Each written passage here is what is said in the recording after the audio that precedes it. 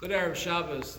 This weekly Dvar Torah is said Le'ilu Nishmas in memory of David Schiefer, David Ben Chaim, Zechron Livracha of blessed memory. The end of this week's Parsha talks about the last day of Moshe's life. The Torah records, Vaydaber Hashem al Moshe be'etzem hayom hazeh lemor. God said to Moshe, be'etzem hayom hazeh, which is loosely translated in English, in the midst of this very day.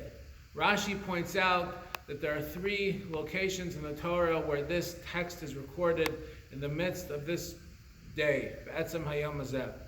The first time it says it by Noach when he entered the ark. It says, be'etzem hayom hazeh ba Noach el hateva. The context was, Rashi explains, that there were a lot of detractors with Noach telling him, there's no way you're going into this ark. First of all, we think you're nuts. We do not think there's an Armageddon coming to the world.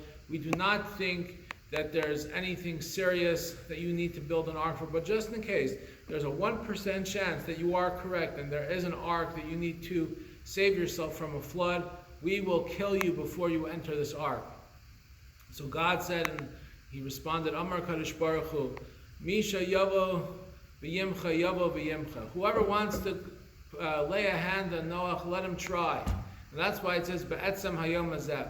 The second time it says, be'etzem hayom hazeh, was with the Pharaoh. The Pharaoh said to Moshe, there's no way I'm letting the Jews out of Egypt. There's absolutely no way. So God responded and said, let the Pharaoh protest. And that's why it says, when the Jews left Egypt, be'etzem hayom hazeh, and that very day, the midst of that day, Yatzu b'nei Yisrael, the Jewish people left Egypt. Afkan, so too, it says Rashi, over here, b'misaso shel Moshe, with the death of Moshe.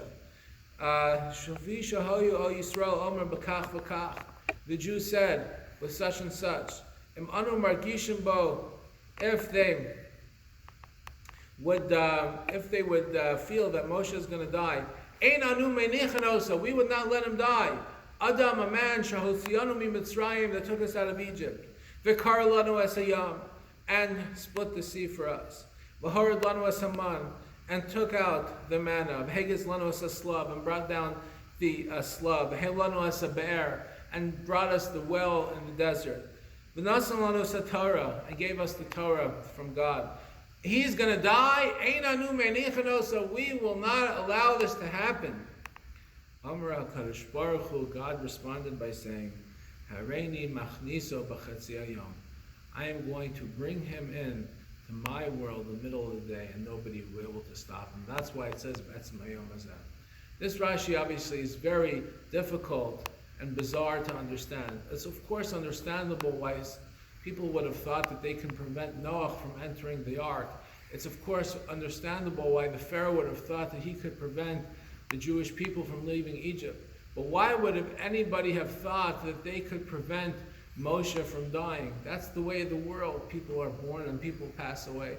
Just because Moshe performed all these miracles, they think honestly that they can stop Moshe from dying. I believe this teaches us a very powerful lesson, and that is that Moshe, what made Moshe remarkable is that Moshe was born like everybody else, and he died like everybody else. But what made him remarkable is what he accomplished in between the time he was born and the time he passed away. In fact, the Talmud asks in the Tractate of Chulin, Moshe min Torah minayin. What is the source of Moshe from the Torah? And it says the Talmud, B'shagam hu basar. He is merely just flesh. It's a very peculiar and bizarre question, and even a more bizarre response. What do you mean? What's the reference from Moshe in the Torah? The entire Torah, it came through Moshe. Moshe taught us the Torah from God. So what kind of question is that? Where is there a reference to the Torah from Moshe? And what kind of answer is that?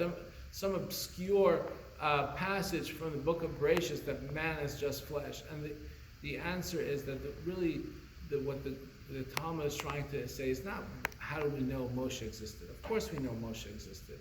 But Moshe min Torah minayin, what is the message from Moshe's life to all of us that we can relate to? And the answer is b'shagam hu basar. He was just flesh and blood like everybody else.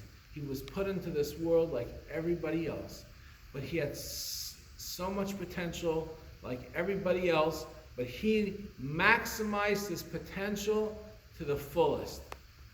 And that was his responsibility. Our responsibility is to maximize our potential to the fullest. The Rambam teaches, Kol Adam Lios Tzadik Moshe Rabbeinu.